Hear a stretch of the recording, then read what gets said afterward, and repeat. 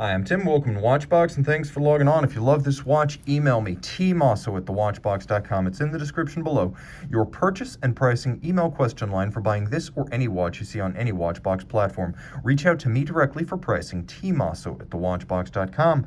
Today, we're discussing the Grand Seiko Heritage Collection Spring Drive Automatic SBGA001. This watch, 41 millimeters in stainless steel, features Grand Seiko's most laborious dial effort. More on that in a moment, as well as the Spring Drive 3-day caliber 9R65. Basics, 41 millimeters by 12.6 millimeters thick, 48.5 millimeters lug-to-lug, and if you include the solid end links, the distance across the wrist, 52.1 millimeters with a 20 millimeter spacing between the lugs. Pop the clasp open, throw it on my 16 centimeter circumference wrist and get a sense of the fit. It's large for a dress watch. It's also fairly sporting in its overall aesthetic and specification, being 100 meters water resistant, automatic winding, steel, and with a good sized cushion-like profile on the wrist. It's too bold to be called a pure dress watch, but with an unloomed dial and a graceful profile, it's also too refined to be called a pure sports watch. As you can see, down the barrel, plenty of clearance on each side of my wrist, but because of the solid end links and the 52 millimeter span across the wrist, I'd say no wrist smaller than 14 centimeters circumference, preferably 15 if you're going to wear this watch, and it will fit easily underneath the cuff, and you can see that to good effect. Taking a look at the bracelet, it's a handsome and sturdy 3-link design that manages not to look like the segment hegemon Rolex Oyster. A part of that's due to the polished intermediaries, as well as a rolled bevel on the flanks of the links. That's something else you don't see on a Rolex. Polished outer faces, removable links fixed by screws, and as you can see, there is a triple satination for the flanking links as well as the center line. There's a clasp, which includes a twin trigger release and a machined single fold. It is a very solid and secure clasp. You have to depress both triggers to pop it open. You can see that there are some half links built into the bracelet to allow you to size more precisely. And rolling over the case, I've often spoken of the Zaratsu polish. Grand Seiko touts it, and with good reason. It takes about 3 years to learn the process used to manually polish these cases. The artisan holds the surface to be milled and black polished against a spinning tin plate on a European-made Zalitz machine, and while that is the origin of the technique, the foremost practitioners of this mirror-like polish today are the folks at Grand Seiko and Seiko, meaning that this is a true hand-finished case. Now, there are contrasts between creases and curves, between satin lug hoods and polished flanks, and a very shallow conical bezel.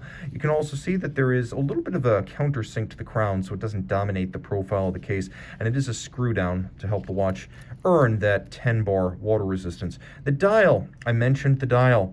It is a labor of love, and I do mean a labor. There are steps including galvanizing, polishing, clear coating, all of this done manually. 12 individual steps to create this champagne dial. So while the Snowflake, for example, might be more famous and the Urushi lacquer dials may be more celebrated, this is actually the most time and attention intensive, as well as manual attention intensive Grand Seiko dial. Now, it doesn't stop with the dial base and its champagne sunburst. There are also the hands and the indices. You can see that these are faceted, almost like cut gems, and mirrored. There are artisans at Grand Seiko who use diamond-tipped milling tools to work on these tiny components all day long. So just as you have a hand-finished case on the outside, you have a hand-finished dial with each one of these indices and hands, almost like a miniature sculpture. And you can see that the faceting is razor sharp. There's a power reserve for the 3-day power reserve. It is an automatic winding watch. Spring Drive caliber 9R65 gives you true hacking seconds, as well as a quick set for the date. Now, if you look at the glide of the Spring Drive hand, you can see it doesn't stagger or stutter like a Swiss lever escapement. That's because it is entirely unidirectional via a unidirectional governing wheel on the reverse side. There is no motor in this watch.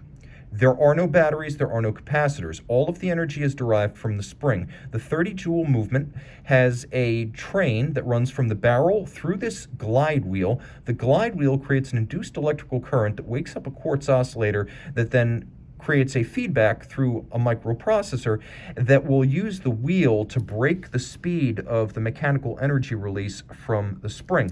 So if the wheel gets too fast, it creates a greater back EMF or electromagnetic force, and the braking force regulates the watch. So how accurate? Plus or minus 15 seconds per month. Remember, A Swiss COSC mechanical chronometer is -4 plus 6 seconds deviation per 24 hours. So spring drive really is the best of both worlds. It is quartz precision, but mechanical soul, being watchmaker built, watchmaker regulated, and when the time comes, watchmaker serviced. It is a movement for life, and not just your life, but for the entire lifespan of the watch. Reach out to Tim Mosso at thewatchbox.com for purchase and pricing details.